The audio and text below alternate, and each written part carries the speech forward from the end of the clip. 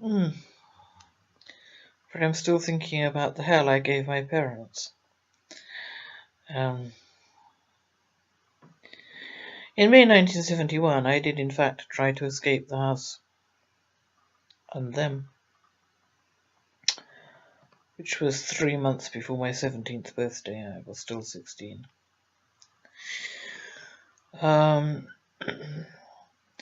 The first night I was away, I got lucky, and a couple gave me a room for the night, no strings of any kind attached. I'm sorry to say that I was afraid that they would call the police. Although I think it is, in fact, legal to leave home at 16, I can't remember what the situation was then. I got up very early and left, and went all the way to Portsmouth, which is, oh God, about 17 or 18 miles from Southampton. I had this insane idea of trying to get to Iran.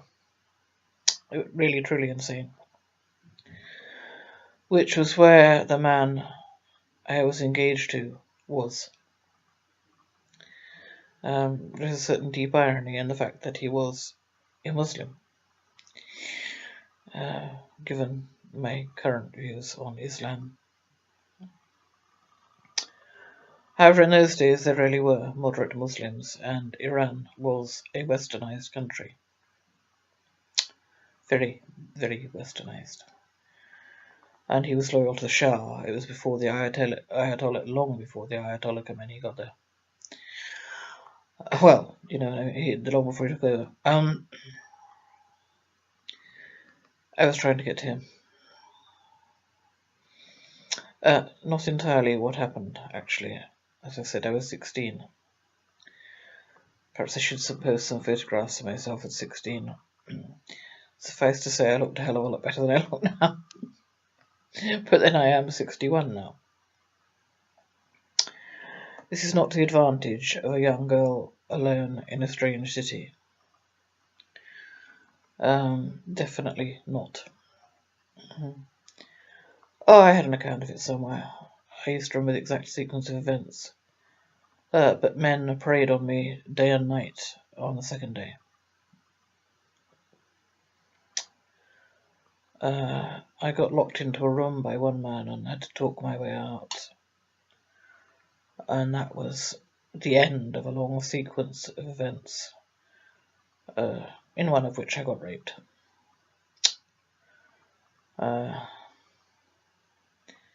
A group of men whose nationalities shall not be mentioned picked me up and offered to give me a lift to wherever. I can't remember. Yeah, I got in. Then they asked me my age, and when I said 16, they literally pushed me out of the car. Then some more men came along. I have lost track now. It's a bloody long time ago. I had it all written down.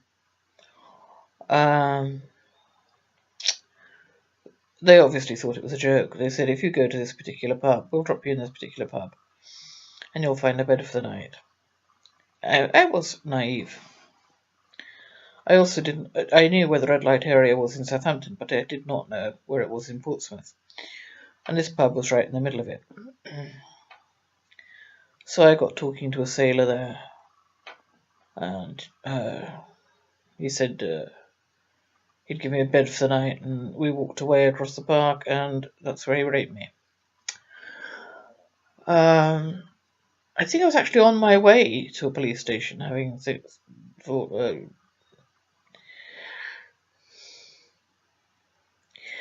When I got locked into a room by some other guy. I can't remember how that happened. Again, the nationality of the man shall be nameless, given the current political climate. And anyway, a lot of the guys who preyed on me that day were English, so, whatever. So come about 3 a.m., I did find my way to the police station. Whereupon I was bodily searched. I didn't commit any crime at all. My bag was searched, and I was locked into a cell. Luckily in those days I was not claustrophobic, but did have a terror of the dark, so I was extremely glad they left the light on.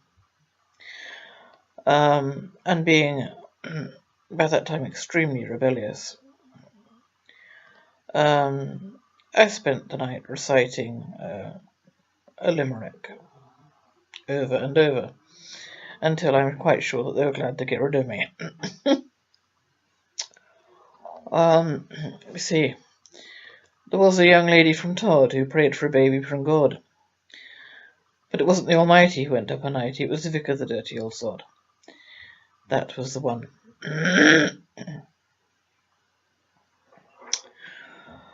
There was another little irony. I can remember a policewoman searching my bra. God only knows why she asked me what I thought of her. I think you're a bloody lesbian. You see, totally politically incorrect, and also I have mentioned my own past. Later past.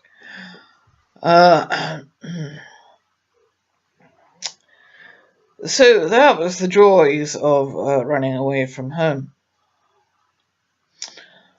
Talk about the devil or the deep blue sea. What was really funny, my father either did occasionally actually care for me, or he was an ace actor. Something like 7:30 in the morning, he picked me up from there.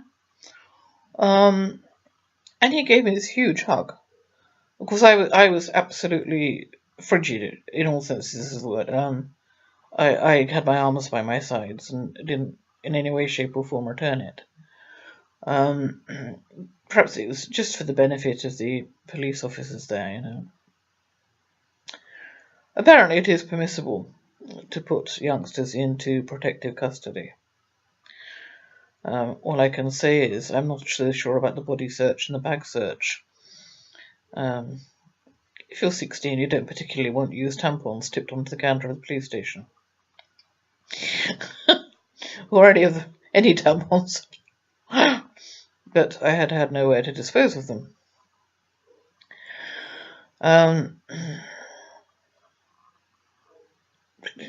Anyway. The hell I put my parents through. Yeah, right.